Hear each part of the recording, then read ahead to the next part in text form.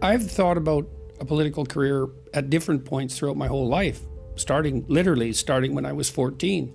Part of the reason that I said what I said back in 2016 when I first stood up and voiced opposition to. Is there any aspiration where in a moment like this, with all of these weird things taking place worldwide, where maybe you've sat down behind closed doors with your family, with somebody, and have said, you know, Dad, Jordan, why don't you go in there and see if you can be the leader of a great country like Canada and do something about it? Has that conversation ever taken place at this phase of your life? Yes. And? Well, I've thought about a political career at different points throughout my whole life, literally starting when I was 14. In fact, that's what I thought I would do when I was 14. I worked for a political party in Canada. It was a socialist party, as it turns out. And I had that option open to me when I was very young. But I figured out when I was about 16 that I didn't really know anything. And so I had ideas, and I was capable of functioning in the realm of ideas and putting them forth, even then, I would say, in a somewhat compelling manner.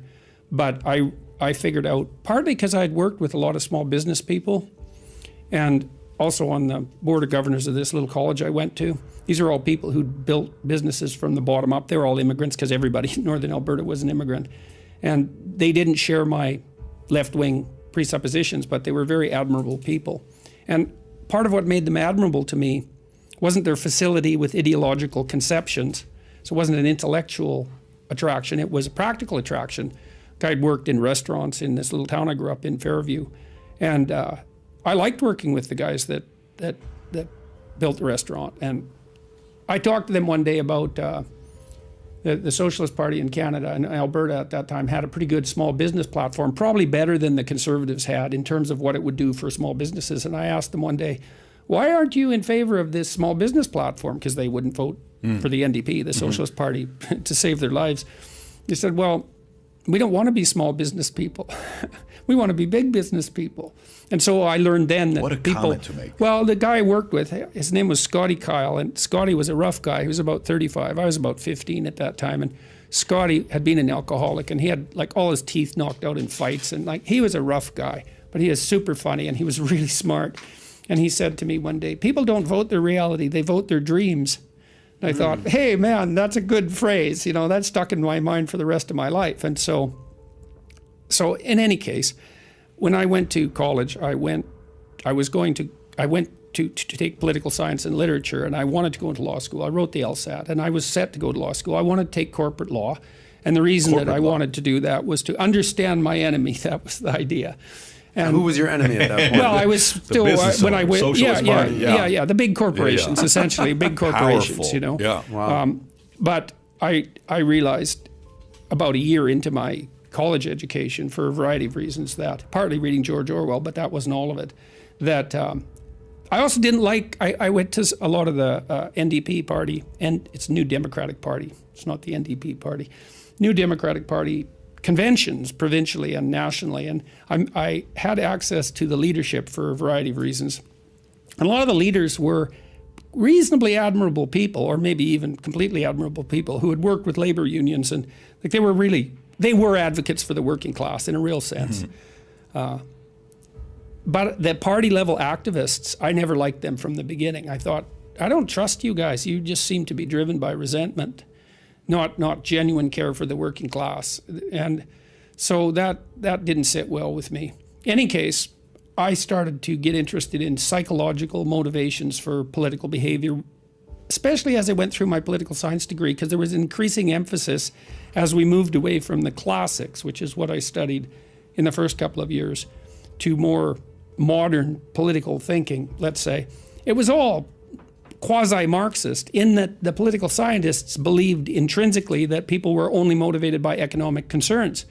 And I just never believed that. I thought, that's which economic concerns and why? Well, those questions weren't asked by political scientists. They took economic determinism as a starting point, and that never sat well with me. I thought there was a mystery there because it wasn't obvious to me what motivated people. And not ruled by our bellies as far as I'm concerned. So the idea of pure economic determinism was a non-starter. And that's really when I started to get interested in psychology. And I've made a choice all the way through my life. The choice has always been, say, political, sociological versus psychological, or perhaps spiritual. And I've always chosen the psychological work at the level of the individual. And I don't think I'm going to stop doing that. I mean, I have had discussions, serious discussions with people about a political career.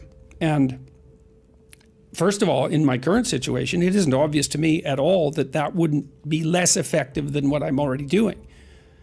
Look, those are hard jobs, and you get boxed in very quickly, and they're also brutal jobs, and it isn't obvious to me that I have the stomach for it. I don't really like fights.